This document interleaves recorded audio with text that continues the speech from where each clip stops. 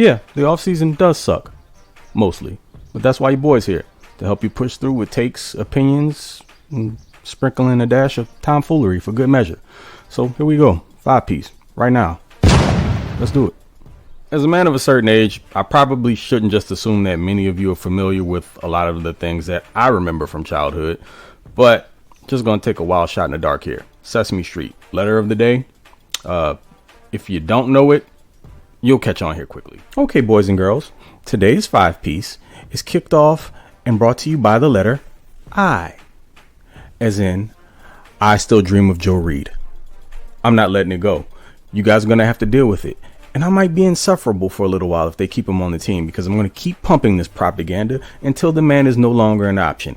And doggone it, if you're not going to give me my high-level explosive speed threat at the wide receiver position, then this is the next best thing. I got nothing else to hold on to. We're not going to do the Deebo Samuel comparisons because that's disrespectful. Now, from an athletic standpoint, yes, they're comparable. But we've seen what Deebo can do on field, and we have no idea what Joe Reed is at this point. He did score a touchdown his rookie season, so there's always that for me to hang on to. It's still very sad, though. And our next letter of the day, gang, is S. As in, stop the cap.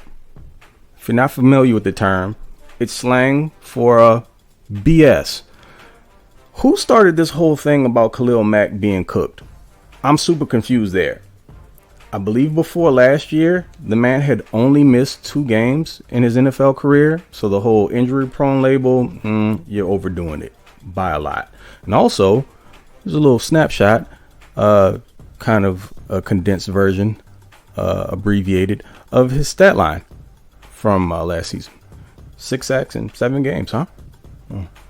Strangely enough, there's another gentleman, about a year his senior, who is now in the AFC West as well, that came over from the Arizona Cardinals that had these numbers.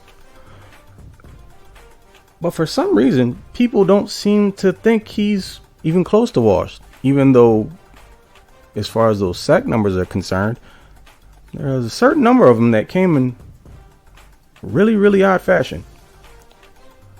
But why should we pay attention to any of that, right? Yeah, I know. And our next letter, friends, is O. As in one. Like the song One Wish. Y'all know Ray J? Nah? Okay, cool. Don't worry about it. My one wish is that someone not named Storm Norton takes over the right tackle position. We saw Storm getting one's reps during OTAs again, and Trey Pipkins was working in there, so that's got to mean something. But nobody's buying tickets to see that movie again. I mean, we had middle of the aisle IMAX viewing of that horror show, and like Wild Wild West, nobody's clamoring for a sequel. Hey, yo, Will, didn't mean anything personal by that, man.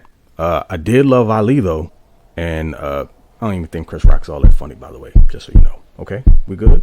Cool. Our next letter, guys, is K, as in knife, silent. Gotcha.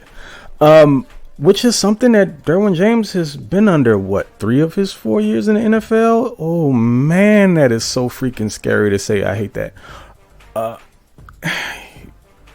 Whatever shaman Keenan Allen went to go see early in his career, he needs to recommend him to Derwin so we can get that knocked right out. Apparently, this most recent surgery is minor. It's on a labrum. But what surgery is really minor? I mean, they're cutting into your body. It's just how I feel about it. I think he'll be fine, though. Of course, we know that that's the thing that's probably holding up the negotiations. I mean, I know that they're doing them back channel, all that stuff, but it's definitely holding things up a bit. Would have been nice to get that done before the Minka deal, but is what it is at this point. Got to break the man off, send a piece of your defense, but he'll be fine. I'm praying.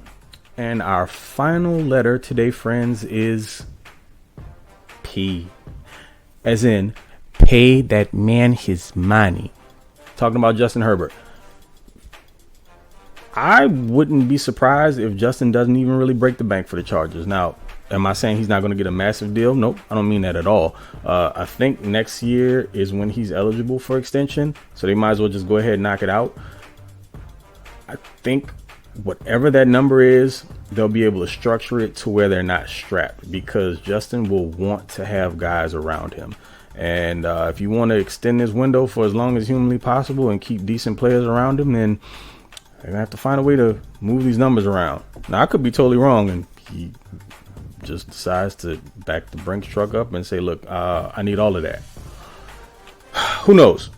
But what I will say is it's just time to go ahead and knock it out and not play games about it. And I don't think the Chargers will. But, you know, right now, this is the year to make it all happen. This year, next year. And then we got some talking to do, because the door could get shut pretty quickly. But I think we're in good hands as long as Brandon Staley's around and he's got his influence in the building. I don't see that going anywhere anytime soon, especially after they win a Super Bowl sometime in the next 2 years. Gonna happen. Book it. Thank you, fine folks, for taking this educational trip with your boy today. But until the next time, y'all take it easy, be good, and I will be back with another 5-piece for your head top soon. So till the next time.